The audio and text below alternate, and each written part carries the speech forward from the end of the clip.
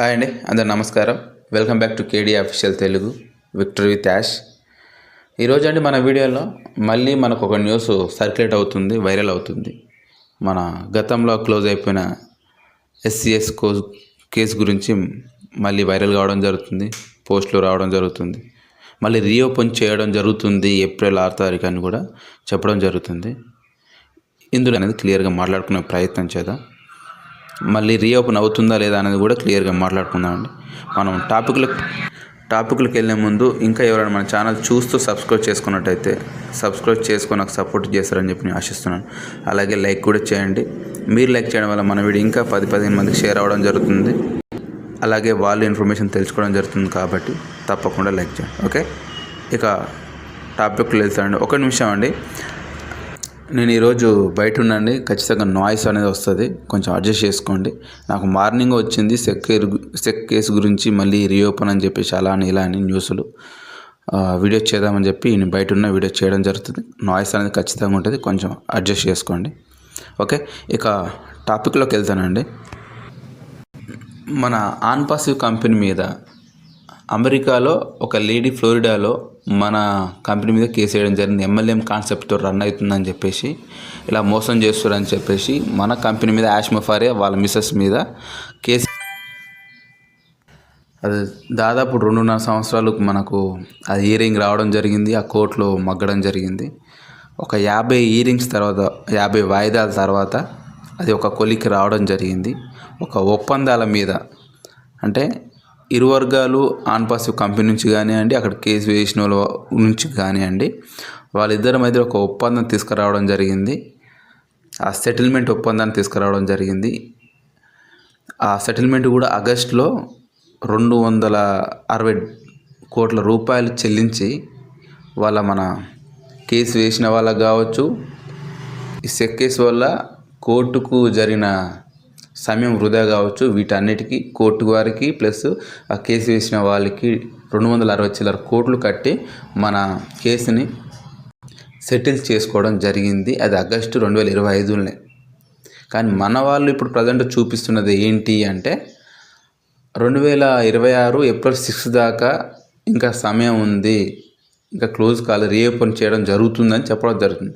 అంటేనండి ఈ 2026 ఏప్రిల్ 6 అనేది లాస్ట్ హియరింగ్. ఇప్పటి వరకు మీరు క్లియరెన్స్ చేసుకోవాలి, ఒప్పందం అని చేసుకోవాలి, లేదా కేసు అని ఒప్పుకోవాలి, మాది తప్ప అని చెప్పేసి ఒప్పుకోవాలని చెప్పేసి లాస్ట్ హియరింగ్ అని ఇవ్వడం జరిగింది. ఆ లోపే మన వాళ్ళు ఆగస్టులోనే క్లియర్ చేసుకోవడం జరిగింది. మళ్ళీ దీన్ని రీఓపెన్ చేసే అవకాశం ఎట్టి పరిస్థితుల్లో లేదు, పూర్తిగా క్లియర్ అయిపోయింది. మనని తప్పు చేసినామని నిర్ధారించలేదు, మనం తప్పు ఒప్పుకోలేదు, కానీ సెటిల్మెంట్ అయితే చేసుకోవడం జరిగింది. అలాంటి మన వల్ల తప్పు జరగలేదంటే గతంలో MLM కాన్సెప్ట్ ఉన్నప్పుడు అది తప్పే, దాన్ని చూపించి ఆమె కేసు వేయడం జరిగింది. కానీ మనం కావాలని చేసిన తప్పు కాదు, పొరపాట్లు జరిగిందని చెప్పేసి మనం సెటిల్మెంట్ చేసుకోవడం జరిగింది. సెటిల్మెంట్ చేసుకున్న తర్వాత మన కంపెనీ యథావిధిగా నడుపుకోవచ్చు అని చెప్పడం జరిగింది. కానీ కొన్ని ఆంక్షలు మాత్రం విధించడం జరిగింది. మీరు పబ్లిక్ లిమిటెడ్కు, మీరు ఏ కంపెనీకైనా, పబ్లిక్ లిమిటెడ్కి సంబంధించిన ఏ కంపెనీకైనా మీరు CEOగా పని చేయకూడదు అని చెప్పడం జరిగింది. అంటే మరి మన కంపెనీకి CEOగా ఉండకూడదా అంటే మనది పబ్లిక్ లిమిటెడ్ కాదు, ప్రైవేట్ లిమిటెడ్ అని చెప్పేసి మన గుస్ముదర్ దిలాన్ గారు దాని గురించి క్లియర్గా ఒక వాయిస్ మెసేజ్ పెట్టి చెప్పడం జరిగింది. మన కంపెనీ ప్రైవేట్ లిమిటెడే అని చెప్పడం జరిగింది. కానీ ఫ్యూచర్లో గవర్నమెంట్ అది పబ్లిక్ లిమిటెడ్ కంపెనీలకు మీరు CEOగా పనికిరారని కూడా చెప్పడం జరిగింది. ఇదే అండి. కానీ రీఓపెన్ అనేది ఎట్టి పరిస్థితుల్లో కాదు, అది లాస్ట్ హియరింగ్ డేట్ మాత్రమే. ఆ హియరింగ్ రాకముందుకే మన వాళ్ళు ఆగస్టులోనే క్లియర్ చేసుకోవడం జరిగింది. ఓకే, కానీ ఇంకొంతమంది చాలామంది మరి కేసు క్లియర్ అయిపోయిన తర్వాత మన కంపెనీ రీఓపెన్ చేయకుండా విక్టరీ విత్ యాష్ ఎందుకు తీసుకొచ్చినట్టు? మరి రీఓపెన్ చేసి సేమ్ అదే పేరు మీద మనం ఆల్రెడీ ఇప్పటి వరకు ఎంతో మార్కెటింగ్ చేసినాం. దుబాయ్లో మెట్రో స్టేషన్ తీసుకున్నాం, మాల్స్లో మార్కెటింగ్ చేసినాం, పోలీస్ కమిటీ ఇవన్నీ చేసాం కదా, 100 కోట్లు ఖర్చు పెట్టినాం కదా.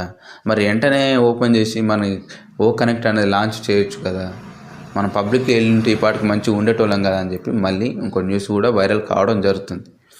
అంటేనండి ఒకటి గమనించండి, కేసు ఒకటి సెటిల్ అయ్యింది, కానీ మన ఆనుపసి కంపెనీ మీద ఇంకా కొన్ని కేసులు ఉన్నాయని చెప్పి యాష్ ముఫర్ గారు చాలాసార్లు చెప్పడం జరిగింది. ఇంకా కొన్ని కేసులు ఉన్నాయి, అవి క్లియర్ కావాలి, ఆ క్లియర్ అయినంత వరకు సమయం పడుతుంది. అందుకని కూడా మన వాళ్ళు విక్టరీ విత్ యాష్ తీసుకొచ్చే టైం కూడా ఈ ఆన్పాసివ్ అనేది ఎక్కడికి పోలేదు, అది మళ్ళీ రన్ అవుతానికి కొంచెం సమయం పడుతుంది. ఆ సమయంలో ఖాళీగా ఉండేది ఎందుకని విక్టరీ విత్ యాష్ తీసుకురావడం జరుగుతుందని కూడా చెప్పడం జరిగింది. అందుకని మళ్ళీ రీఓపెన్ చేయట్లేదు. కొన్ని కేసులు ఇంకా ఉన్నాయి, అంటే అమెరికాలో ఒకటి, ఫ్లోరిడాలో కాకుండా ఇండియాలో కొన్ని, మన బంగ్లాదేశ్లో, ఇలా కొన్ని ప్లేస్లలో ఇంకా కొన్ని కేసులు మన కంపెనీ మీద ఉండడం జరిగింది. అవన్నీ ఒక క్లియర్ అయ్యేదానికి, ఒక కొలిక్ కోసానికి ఇంకా సమయం పట్టేలా ఉంది కాబట్టి తీసుకురాలేదు. అయినా ఇంకోటి ఏంటంటే మొన్నటి వరకు మన డేటా సెంటర్ లేకపోవడం సరి మన డేటా మొత్తం క్రాష్ కావడం జరిగింది. రిటర్న్ తీసుకురాలేదు. కొన్ని నెలల పాటు మన వెబ్సైట్ కూడా ఓపెన్ కాలేదు ఆ టైంలో. అది ఇంకా ఇంతవరకు రిటర్న్ తీసుకురాలేదు కాబట్టి మనం ఓపెన్ చేసే అవకాశం, మన ఆన్పాస్ రీఓపెన్ చేసే అవకాశం లేకపోయింది. ఎందుకంటే కనెక్ట్ మన ప్రొడక్ట్స్ అన్నీ వాళ్ళనే ఉండే, వాళ్ళ డేటా మొత్తం ఆ డేటా సెంటర్లో ఉండిపోయి ఉండే.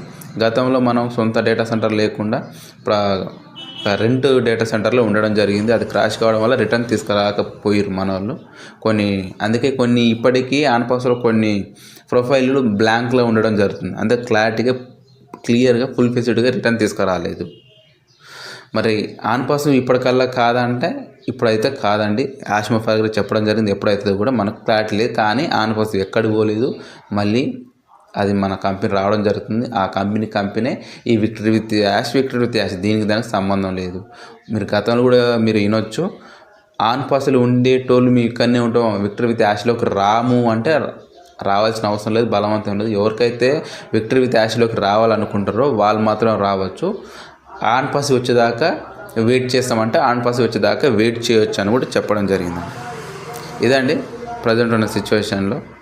కానీ మళ్ళీ 2026 ఏప్రిల్ 6 అనేసరికి మనోళ్ళు కొంచెం కన్ఫ్యూజన్లో మళ్ళీ రీఓపెన్ చేయబోతున్నారు కేసు అని సర్క్యులేట్ చేయడం జరిగింది. కానీ ఈ విక్టరీ విత్ యాష్ కూడా ఇంకా ట్రైనింగ్ స్టార్ట్ కాలేదు. యాష్ ముఫర్ 2 నెలల నుంచి కనిపించట్లేడు అని చెప్పి మన చాలామంది ఆందోళన చెందడం జరుగుతుంది. అది నిజమే. ఎందుకంటే మన యాష్ ముఫర్ గారు బ్యాక్ ఎండ్లో ఎంతవరకు చేసినా తను బయటకు వచ్చి కొంచెం ఇన్ఫర్మేషన్ అప్డేట్ ఇస్తుంటే మనకు కూడా ఒక క్లారిటీ ఉండేది, మనం కూడా హ్యాపీగా ఉండేటోళ్ళం. కానీ అంత సైలెంట్ అయిపోయేసరికి అందరు ఇంకా ఇబ్బందులు పడుతున్నారు. కంపెనీ మీద నమ్మకం సన్నగిల్లడం జరుగుతుంది. అది ఒకసారి యాష్ ముఫర్ వచ్చి మనకు అప్డేట్స్ చాలా బాగుంది. కానీ మన ఫారెన్ ఫౌండర్స్ మాత్రం మన యాష్ ముఫర్ ఎక్కడ పోలేదు, బ్యాక్ ఎండ్లో మన కోసం పనిచేయడం జరుగుతుంది, టెక్ టీమ్తో కలిసి పని చేయడం జరుగుతుంది అని చెప్పడం జరుగుతుంది.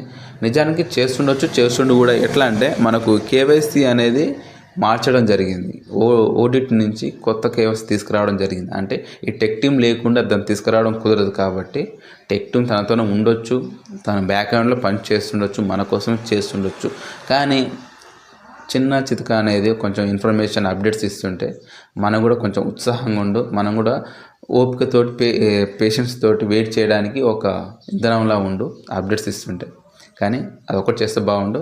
ఎనీవే మన ప్రజెంట్ సిచ్యువేషన్లో చేసేదైతే ఏం లేదు. మన పేషెన్స్ తోటి వెయిట్ చేయడమే, మన పని మనం చేసుకోవడం తప్ప ఇంకా వేరే పని అయితే చేయలేము. మనం ఇంకేం ఆలోచించినా మనకు స్ట్రెస్ ఫీల్ అవుతాం, తలకాయ నొప్పి తప్ప ఇంకేం లేదు. అందుకని నేను చెప్పేది ఏంటంటే మన పనులు మనం చేసుకుంటూ కొంచెం ఫ్రీగా ఉంటూ మనం ఇన్ఫర్మేషన్ తెలుసుకుంటూ అప్డేట్స్ చూసుకుంటూ కొంచెం సమయం పడుతుందని అర్థమవుతుంది. అప్పటి వరకు మనం పేషెన్స్ తోటి వెయిట్ చేయడం తప్ప ఇంకోటి అయితే ఏం లేదు చేసేది. ఓకే, నేను చెప్పింది మీకు అర్థమైంది అనుకుంటున్నా. అర్థమైతే థ్యాంక్ యూ సో మచ్ అండి.